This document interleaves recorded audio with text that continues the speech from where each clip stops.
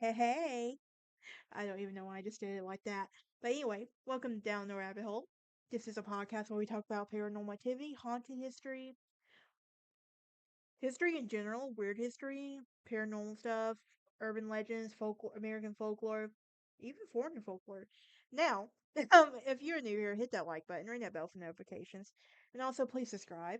As always, my goal is to hit 100 subscribers by the time this video comes out. I'm hoping that we have already hit that goal. If not, I got my fingers crossed. I'm praying every day. So, with that being said, my southern accent is going to be very high, I think, in this episode and everything else. But if you go to my Dark Academia podcast, you will see me. I have recently talked about the haunted history of New Orleans and all of that. So you can go check that out over this on this episode podcast. I have so many podcasts, it's hard to keep up with what I talked about what now these days. But anyway, as most of you know, New Orleans has been on my travel bucket list for a long, long time. It's mainly because the haunted history behind it. Oh my gosh! But there's a mansion that has a white facade that peeks through the manicured foliage. It is a haunting aura that shrouds the century-old Grecian charm and its distinct architecture as ghosts gaze through the floor through the ceiling. Now, this was now the Buckner Mansion was built in the mid 19th century and has been a fixture in New Orleans for over 150 years. And it first served as a private residence to a slave owner and then later a renowned educational institution. It is a private residence today, but through some mortal inhabitants that are merely guests of the ethereal figures that never left the lavish abode. So, what is the Buckner Mansion, and how is it such an interesting part of Louisiana's history? Now, its stature is primarily due to one petty man's vengeance, and I love it already. And it has walls that lies with an extravagant space that unfortunately many will never see. However, even those who have never set foot in New Orleans may immediately recognize the ordinance of right pillars or standout lanterns adorning the main gate. Now, ghosts aren't the only thing that are drawing curious travelers to this mammoth abode. As many journeys,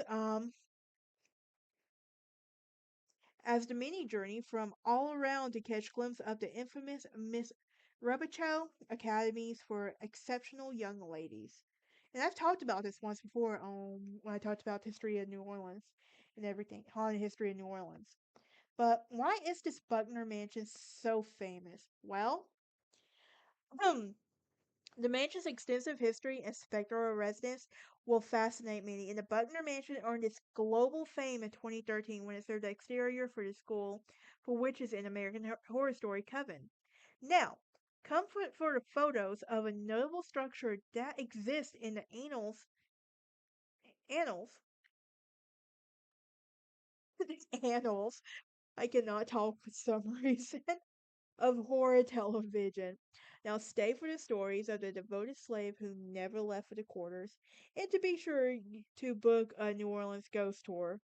Come on, next time you're in New Orleans, this is something to add to your bucket list. I'm adding it to mine. So, how did this mansion come about from a feud? Well, just blocks from the Mississippi sits a five-story Annabella mansion, recognizable by its roaches of a classical Grecian ornament, Stanton Hall. And it takes up one entire block in Natchez, Mississippi. I've been to Natchez! We went through it on my way back from Houston a few years ago. Now, it is a visual treasure for locals, and if not for the work architecture of Thomas Rose and the financial backing of Frederick Stanton, and the massive structure wouldn't exist as it turns out, neither would New Orleans' historical Buckner Mansion. So, Henry Sullivan Buckner was set out to construct his residence in New Orleans Garden District, and he turned to Stanton's mansion for inspiration. Not because he admired a cotton broker, but because he wished to outshine everyone in every way. And at one time, the two were together as business partners, but Buckner Mansion was just one sign that their business relationship had ended.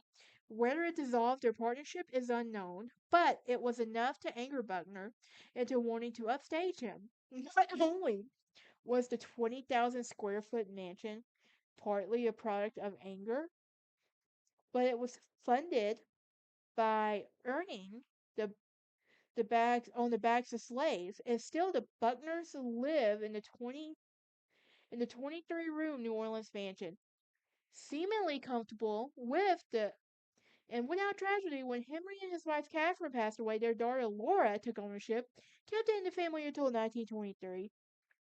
And after the Buckners were ready to move on, George Soule purchased the property and transformed it into the Soule Business College. This is making me want to go even more. Come on now. But even after the Civil War, some slave owners stayed with the families that they worked with for too unsure to where or to go or how to make life for themselves. Now, Miss Josephine once served for the Buckners, but when she was offered freedom, she stayed by their side as a midwife and governess, and she was also so connected to the Buckners that when she died, she refused to leave the familiarity of the mansion altogether. Now, as the former mansion welcomed students as part of the Souls program, Miss Josephine was there with them, sometimes even cleaning up the space as if Henry would come home soon. From the sounds of the floor being swept away into the flickering of lights, it is believed that Miss Josephine is quite an active spirit, and the house is also said to be occasionally smell like lemons, a favorite of the liberated woman. And after many years in business school, Miss Josephine keeping the space tidy, the Buckner Mansion was sold again, this time by private residents. And while the public didn't have access to the mansion to visit, Miss Josephine, the building became known around the world when it popped up in in a season of American Horror Story in the exterior of a core location. So, Miss Josephine's spirits may ground in the home of the reality that it resides in, but Ryan Murphy elevated to a fantastical plane by renting it out by the exterior shots by the third seasons of AHS Coven.